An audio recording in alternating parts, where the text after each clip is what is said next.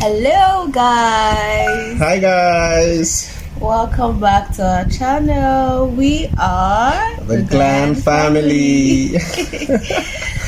So, it's beautiful seeing you guys again. So I believe from the topic you already know what we want to talk about today. So let's just go right into the video. Okay, Yeah. babe, I'm all yours. Yeah, I know. You already seen the topic here, like Akwa-Ibom women. Huh. So, babe, how is it for you? Like when you now finally get to tell people, the lady I'm going out with is an Akwa-Ibom lady. What was the first thing they just told you? Oh yeah, confess it. Well, number one on the list was It was what? sex.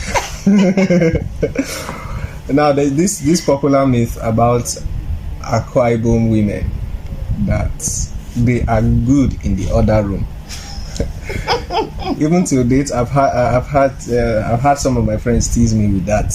Like, so it's a popular myth. I think even while growing up, right, I believed it was true.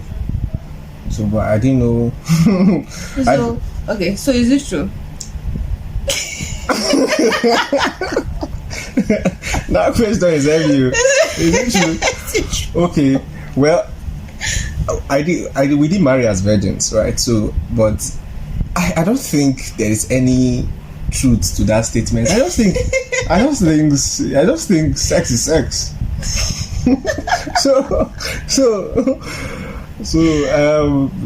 That's a myth. I don't think it's true. I think it's completely something that people can learn, and most importantly is having to please your partner, right? And see that let there be mutual benefit and mutual understanding. Yeah, know what your partner likes, where your partner likes to be touched, how your partner wants to be touched, how your partner wants you to go in, out, you know. You need to actually understand all of that. So you see, it seems like you are confirming the myth because the way you are explaining this thing. No. I'm just trying to buttress your point. Your point, actually. See, even though me too at a point, I was like, have you saw? Because I also faced that. Okay, like the people always confront the tag, with yes, because that was the first confrontation. I heard you guys are always very good on bed. I'll be like, everybody's different. Simply because I'm Akwa-Ibom doesn't mean that yes, you sex is your thing or something. My thing, you get, or okay, because sex is that stigma that comes with being an Akwa-Ibom person. So that was the thing. So I was like, to me, I was like, see, sex is a personal thing. I still have some Akwa-Ibom sisters that we don't even like sex. See, sex is a normal thing. Like it's just a way to bond with your partner. Okay, for me, I think I had one time that Akwa-Ibom, the culture is that they used to train the women to treat their husband. I don't know if I can't remember vividly, but I know they used to have something like a room and before that's a woman the fattening room before you get married. Okay, that's like maybe 2 weeks or 3 weeks to your wedding. Okay. The women will take you to the fattening room. You eat all kind of delicacies so that you just be fresh, you'll be glowing. Okay. So they believe that it's also part of way of presenting our wife to this family. It's called that one, which doesn't really. Okay, it's not specific to Akwa-Ibom people. No, but specific to Akwa-Ibom, but not to. Okay, not about sex. It's not about sex. But it's just about glow and you know. I had from someone then that during that period they used to teach them how to treat their husband that's in the other room.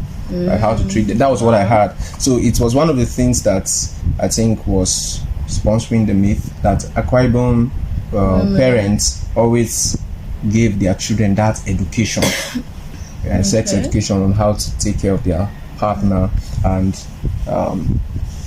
make it satisfying for their spouse. Okay. So I don't know. Heard that one.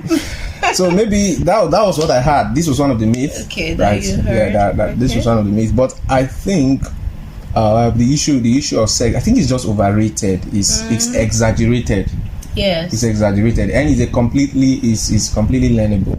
It's exaggerated.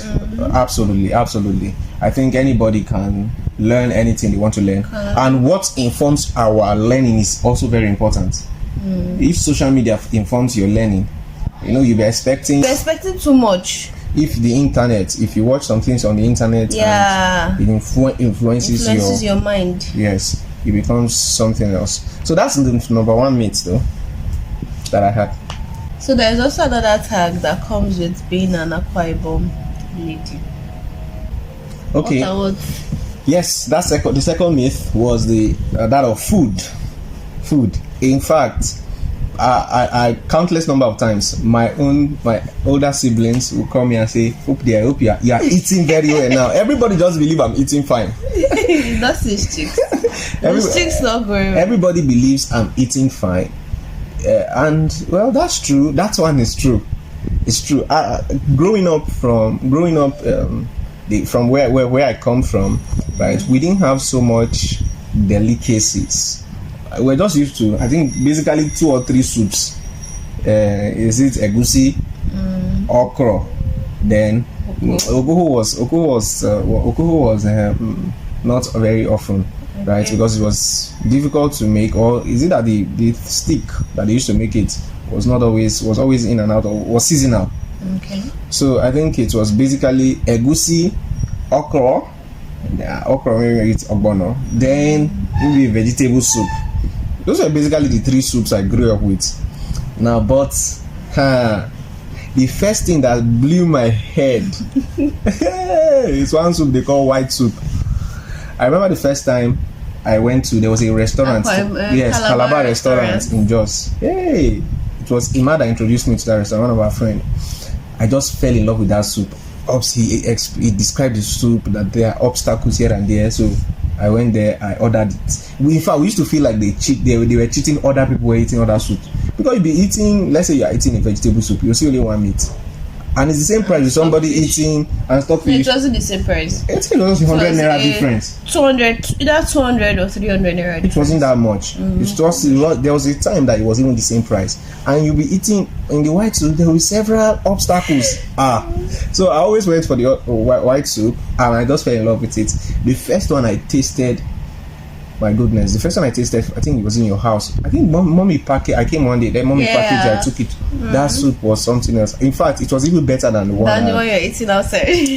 so I say, no, this one confirms this. These people, they sure know how to cook. They sure know how to cook soups. And I remember, maybe I told you this morning. I woke up. In fact, I said it this morning. In fact, I didn't know we were going to do this. We're going to talk about this. I told her this morning. I said, babe, sincerely, have I told you that your food is nice?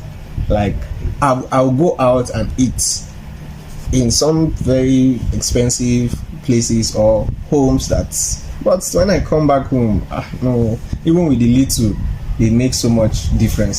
So that myth is confirmed. Check. In fact, a few days ago, I met a man who is from your place. That was the first question he asked me. He said, I know you must be eating very fine. So I'm eating very fine. It's obvious. All those, but there's something I don't like. There's something I don't. My wife is forcing me to like it. Doesn't like periwinkle. Yes. See, just imagine. He doesn't even like snails. I see. The only thing I know that is green in soup is vegetable. Growing up, just help me a check. See this man, and I told him, I said it's actually nutritious. Snail too is actually nutritious. You always say that it's good for it gives blood. Yes, now. But vegetable also gives blood. It's not only. I actually like to put it in my leaf soups. I don't really put it in the Edikain Kong. I usually like to put it in Afang, or Editan, or Atama, any of those ones. But I don't know, my husband doesn't just like it. No, me see. Even his own mom that stayed in Port Harcourt that they even have more of seafood stuff. She'll be like, ah, my son, you don't know what you're missing. And I'm like, it's because of him. I'm even limited. I want to even start putting crab, prawn. When I think about that, my husband will not even want to. See, I can even go with that crab and the rest. But you see, this the only thing I know that growing up, the only thing that was green that I ever saw in soup or in any soup was vegetable. So how will you put something else that looks slimy and it's just not slimy again, baby. It's washed. Just the thoughts. Even with the shell. I'll wash the shell, I'll break, you understand? You're not like, even inside ekpa, it doesn't even still like it. It will still be. No. You know ekpa. Yes, that's that one you have. The cocoyam dish, you understand? That one, that's even one of my favorites, together with afang.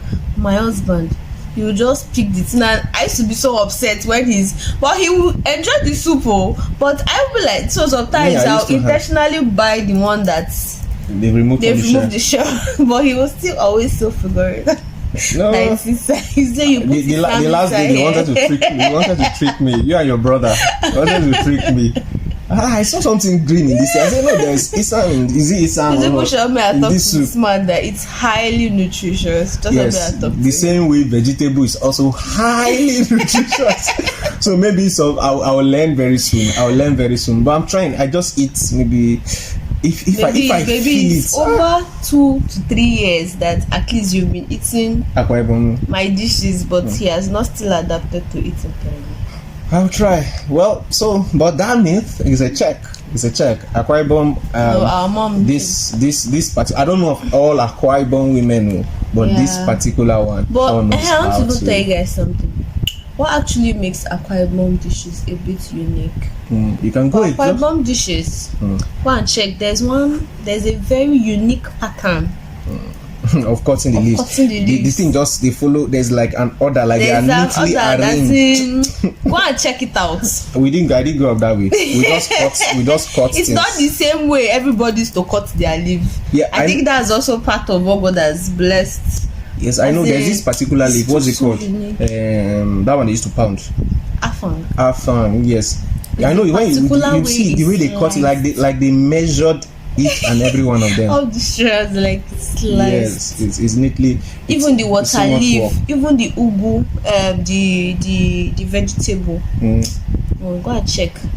There's so does that add to the taste in the food?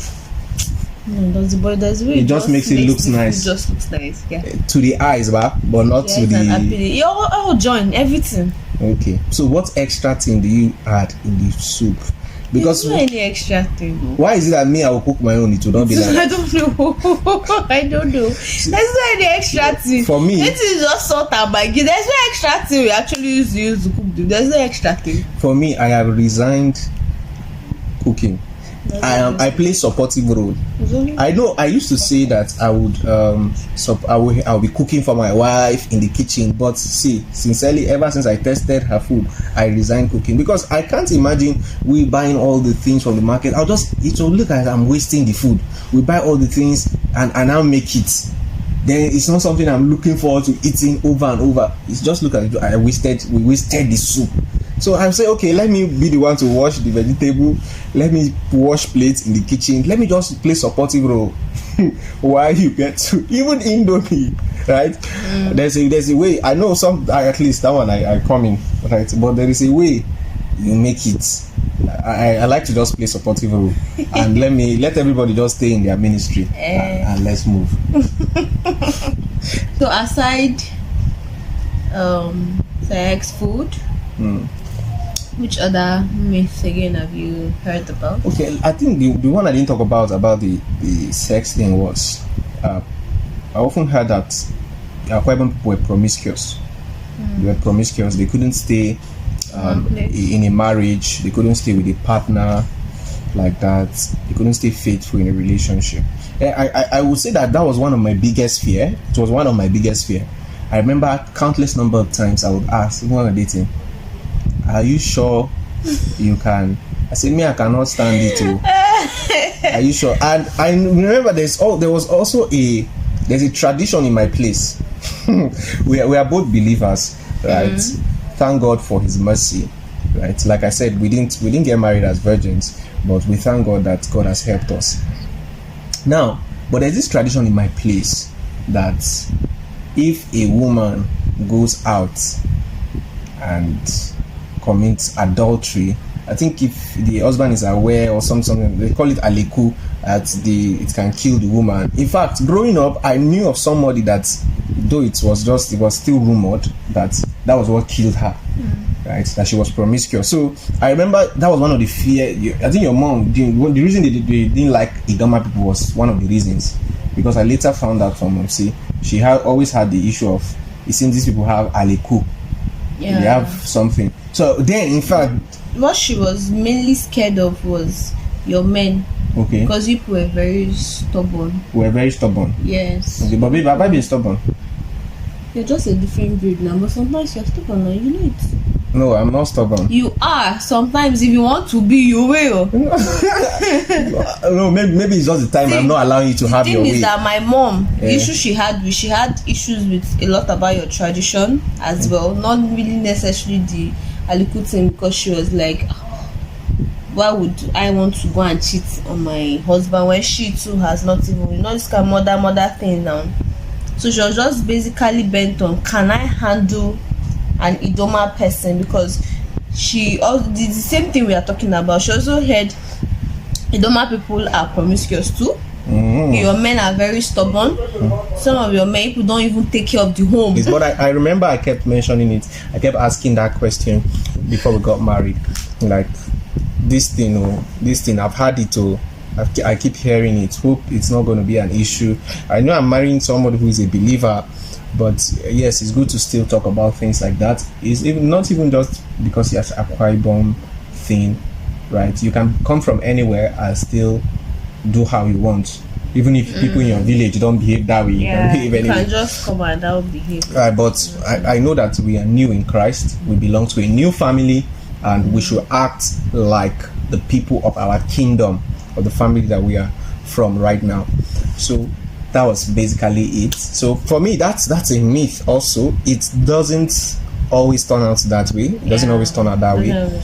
Some people would behave like they are village people. Some people will also behave like they are heavenly village people. Let me put it that way. So guys, thank you for watching today's video. We believe you learned a thing or two, right? These are some of the myths about Akwa-Ibom people. Now, on a final note, whoever will find ourselves, I think we should marry people, not individuals, not a village. Right? You should consider people first as a person, right? The kind of traits they possess. Yes, not don't judge a person by their tribe, or their community, their community, and all that. No, don't. Yes, don't I don't do think it's sometimes you get to lose out on the opportunities of actually meeting that person. Yes, sometimes you get the to nice lose person out interest in all of that. So don't do that to people. Yes, like me sometimes I used to hear some people like, I don't like Igbo people, they're like this, I don't like Igbo girls, I don't like Igbo, I'm like but you're not marrying Igbo, the entire Igbo community. You are marrying a person Amaka in the community. You are marrying Chibuzo, and the person might be different. Yes, from the tag people are actually talking about. Yes, like my husband too. Finally, when he now got to now marry, oh no, you're actually different. Yes, from these stuff that people are actually saying about. And for me, I already had a superior understanding. Even when we're even dating, I used to tell him that I used to be scared of Idoma men controlling and all of that. But as I'm now inside, I now realize that actually they're actually different breeds. Always come people. So don't just judge people based on the tag. Yes, don't judge people by the tag and whatever traits that is said to be in that community. However, one thing you must judge people by their own actions, by their own fruits. The Bible says that by their fruit you shall know them. So even if people from my community don't behave in a certain way, but I begin to behave that way, that is the only basis you should finally judge me, or finally make your judgment. Let me use it that way before making a commitment, like in marriage. So thank you guys. Do have a fantastic day ahead. Thank Love you.